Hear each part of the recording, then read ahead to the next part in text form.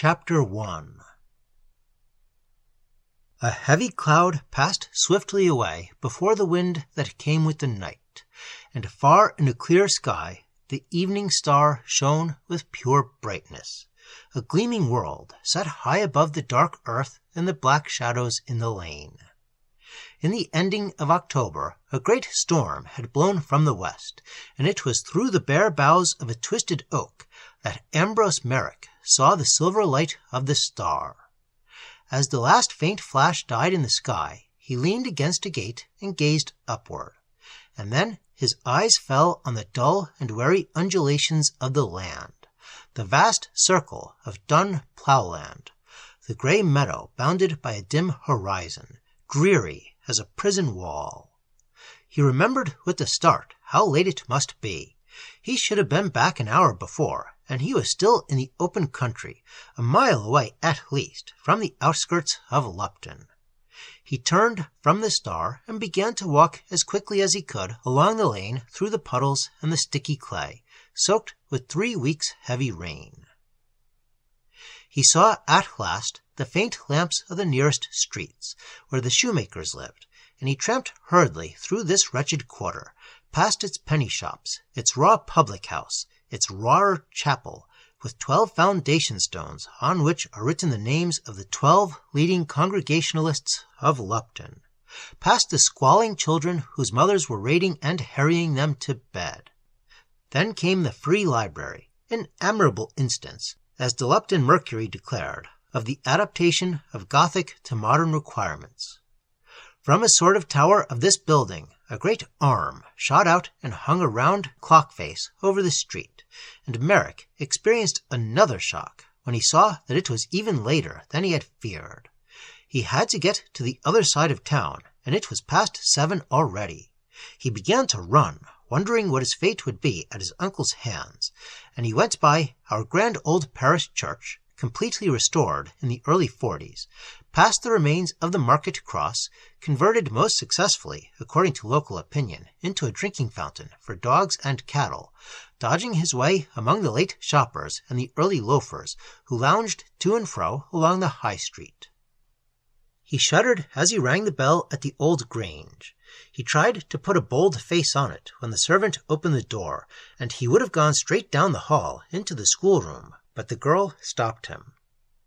"Master said you are to go to the study at once, Master Merrick, as soon as ever you come in." She was looking strangely at him, and the boy grew sick with dread. He was a funk through and through, and was frightened out of his wits about 12 times a day every day of his life. His uncle had said a few years before, "Lupton will make a man of you," and Lupton was doing its best. The face of the miserable wretch whitened and grew wet. There was a choking sensation in his throat, and he felt very cold.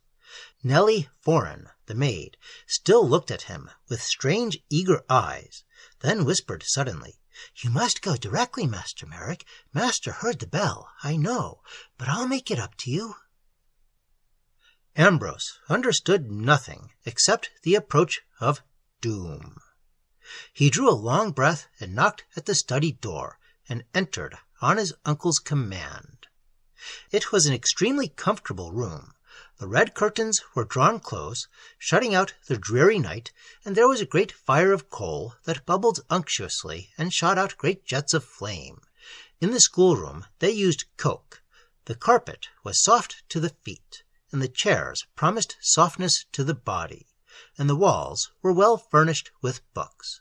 There was Thackeray, Dickens, Lord Lytton, uniform in red morocco, gilt extra, the Cambridge Bible for students in many volumes, Stanley's Life of Arnold, Copplestone's Praelectiones Academicae, commentaries, dictionaries, first editions of Tennyson, school and college prizes in calf, and, of course, a great brigade of Latin and Greek classics. 3 of the wonderful and terrible pictures of Piranesi hung in the room. These Mr. Horbury admired more for the subject matter than for the treatment, in which he found, as he said, a certain lack of the aurea mediocritas, almost, indeed, a touch of morbidity. The gas was turned low, for the high usher was writing at his desk, and a shaded lamp cast a bright circle of light on the mass of papers. He turned round as Ambrose Merrick came in. He had a high, bald forehead, and his fresh-colored face was edged with reddish mutton-chop whiskers. There was a dangerous glint in his gray-green eyes, and his opening sentence was unpromising. "Now, Ambrose, you must understand quite definitely that this sort of thing is not going to be tolerated any longer." Perhaps it would not have fared quite so badly with the unhappy lad if only his uncle had not lunched with the head. There was a concatenation accordingly, every link in which had helped to make Ambrose Merrick's position hopeless. In the first place, there was boiled mutton for luncheon, and this was a dish hateful to Mr. Horbury's palate. Secondly, the wine was sherry. Of this Mr. Horbury was very fond, but unfortunately the head's sherry, though making a specious appeal to the taste, was in reality far from good, and teemed with those fiery and irritating spirits which make the liver to burn and rage. Then Chesson had practically found fault with the chief assistant's work. He had not, of course, told him in so many words that he was unable to teach. He had merely remarked, "I don't know whether you've noticed it, Horbury, but it struck me the other day that there was a certain lack of grip about those fellows of yours in the Fifth. Some of them struck me as muddlers, if you know what I mean. There was a sort of vagueness, for example, about their construing in that chorus. Have you remarked anything of the kind yourself?" And then, again, the head had gone on. "And, by the way, Horbury, I don't quite know what to make of your nephew, Merrick. He was your wife's nephew, wasn't he? Yes, well, I hardly know whether I can explain what I feel about the boy, but I can't help saying that there is something wrong about him. His work strikes me as good enough, in fact, quite above the form average, but, to use the musical term, he seems to be in the wrong key. Of course, it may be my fancy, but the lad reminds me of those very objectionable persons who are said to have a joke up their sleeve. I doubt whether he is taking the Lupton stamp, and when he gets up in the school, I shall be afraid of his influence on the other boys." Here again the master detected a note of blame, and by the time he reached the old Grange, he was in an evil humor. He hardly knew which he found the more offensive, Chesson's dish or his discourse.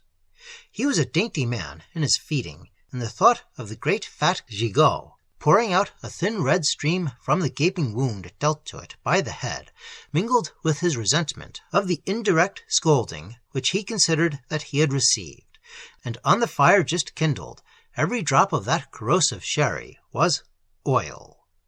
He drank his tea in black silence, his rage growing fiercer for want of vent, and it is doubtful whether in his inmost heart he was altogether displeased when report was made at 6 o'clock that Merrick had not come in. He saw a prospect, more than a prospect, of satisfactory relief. Some philosophers have affirmed that lunatic doctors, or mental specialists, grow in time to a certain resemblance to their patients, or, in more direct language, become half-mad themselves. There seems a good deal to be said for the position.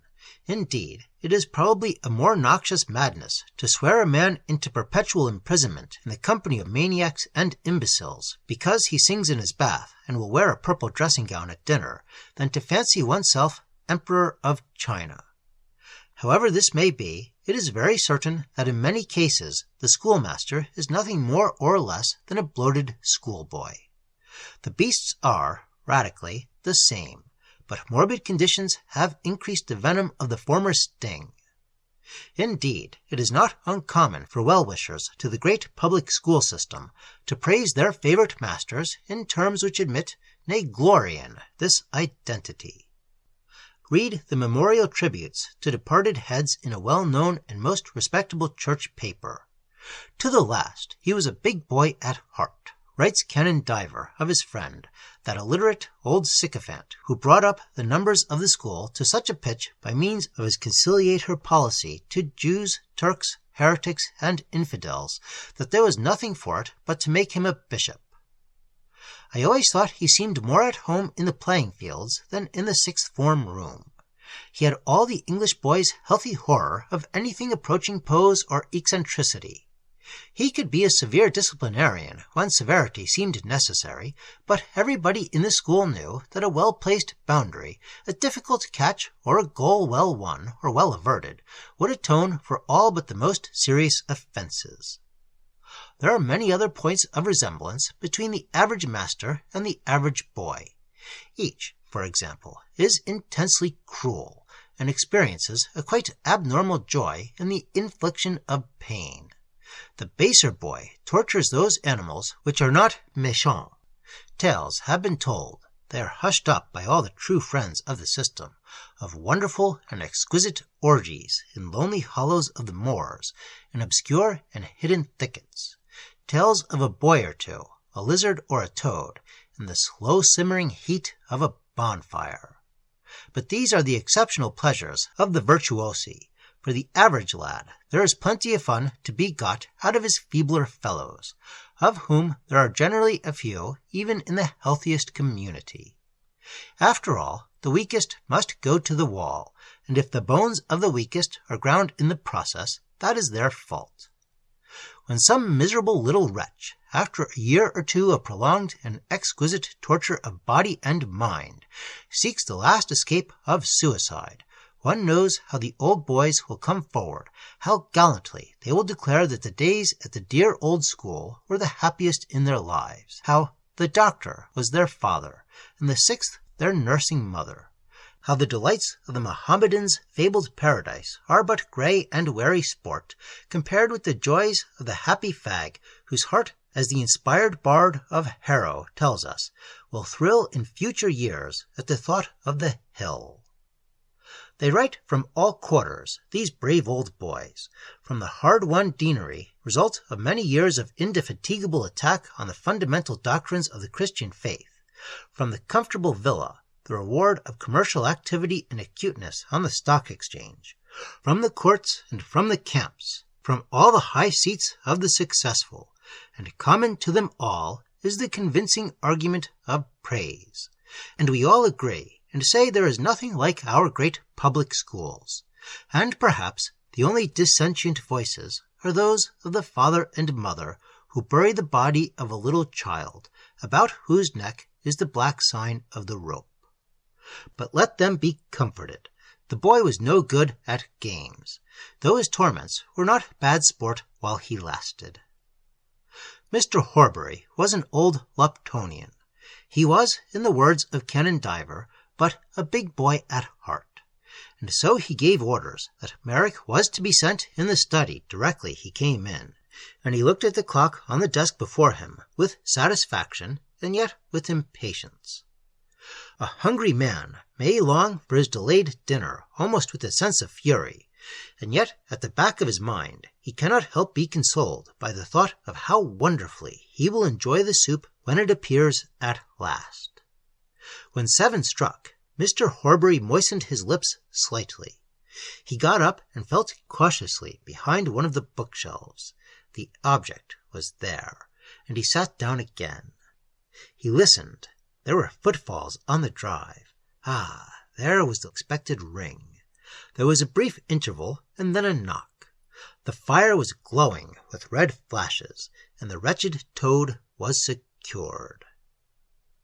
Now, Ambrose, you must understand quite definitely that this sort of thing isn't going to be tolerated any longer. This is the 3rd time during this term that you have been late for lockup. You know the rules, 6 o'clock at latest. It is now 20 minutes past 7. What excuse have you to make? What have you been doing with yourself? Have you been in the fields? No, sir. Why not? You must have seen the resolution of the 6th on the notice board of the high school. You know what it promised any boy who shirked rocker. A good sound thrashing with tuds before the first 30. I am afraid you will have a very bad time of it on Monday, after Graham has sent your name up to the room. There was a pause. Mr. Horbury looked quietly and lengthily at the boy, who stood white and sick before him. He was a rather sallow, ugly lad of 15. There was something of intelligence in his expression, and it was this glance that Chesson, the headmaster, had resented. His heart beat against his breast, his breath came in gasps, and the sweat of terror poured down his body. The master gazed at him, and at last spoke again. "But what have you been doing? Where have you been all this time?" "If you please, sir, I walked over to Selden Abbey." "To Selden Abbey? Why, it's at least 6 miles away. What on earth did you want to go to Selden Abbey for? Are you fond of old stones?" "If you please, sir, I wanted to see the Norman arches. There is a picture of them in Parker's glossary." "Oh, I see. You're a budding antiquarian, are you, Ambrose, with an interest in Norman arches, hey? I suppose we are to look forward to the time when your researches will have made Lupton famous. Perhaps you would like to lecture to the school on St. Paul's Cathedral. Pray, what are your views as to the age of Stonehenge?" The wit was heavy enough, but the speaker's position gave a bitter sting to his lash. Mr. Horbury saw that every cut had told, and without prejudice to more immediate and acuter pleasures, he resolved that such biting satire must have a larger audience. Indeed, it was a long time before Ambrose Merrick heard the last of those wretched Norman arches. The method was absurdly easy. Openings presented themselves every day. For example, if the boy made a mistake in construing, the retort was obvious. "Thank you, Merrick, for your most original idea on the force of the aorist.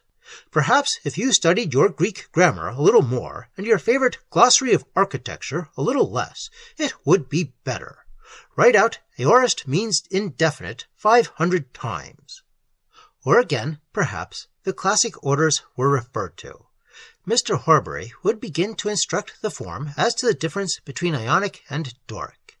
The form listened with poor imitation of interest. Suddenly, the master would break off. "I beg your pardon. I was forgetting that we have a great architectural authority amongst us. Be so kind as to instruct us, Merrick. What does Parker say? Or perhaps you have excogitated some theories of your own. I know you have an original mind, from the extraordinary quantities of your last copy of verse. By the way, I must ask you to write out the E in venio is short 500 times. I am sorry to interfere with your more important architectural studies, but I am afraid there is no help for it." And so on, while the form howled with amusement. But Mr. Horbury kept these gems for future and public use. For the moment, he had more exciting work on hand. He burst out suddenly. "The fact is, Ambrose Merrick, you're a miserable little humbug. You haven't the honesty to say fair and square that you funked rocker and went loafing about the country, looking for any mischief you could lay your hands on. Instead of that, you make up this cock-and-bull story of Selden Abbey and Norman arches, as if any boy in his senses ever knew or cared tuppence about such things. I hope you haven't been spending the afternoon in some low public house. There, don't speak. I don't want to hear any more lies. But whatever you have been doing, you have broken the rules, and you must be taught that the rules have to be kept. Stand still!" Mr. Horbury went to the bookshelf and drew out the object. He stood at a little distance behind Merrick and opened proceedings with a savage cut at his right arm, well above the elbow. Then it was the turn of the left arm, and the master felt the cane bite so pleasantly into the flesh that he distributed some dozen cuts between the two arms. Then he turned his attention to the lad's thighs and finished up in the orthodox manner, Merrick bending over a chair. The boy's whole body was one mass of burning, stinging torture, and though he had not uttered a sound during the process, the tears were streaming down his cheeks. It was not the bodily anguish, though that was extreme enough, so much as a far-off recollection. He was quite a little boy, and his father, dead long since, was showing him the western doorway of a great church on a high hill, and carefully instructing him in the difference between billetty and cheverny. "It's no good snivelling, you know, Ambrose. I dare say you think me severe, but though you won't believe me now, the day will come when you will thank me from your heart for what I have just done. Let this day be a turning point in your life. Now go to your work."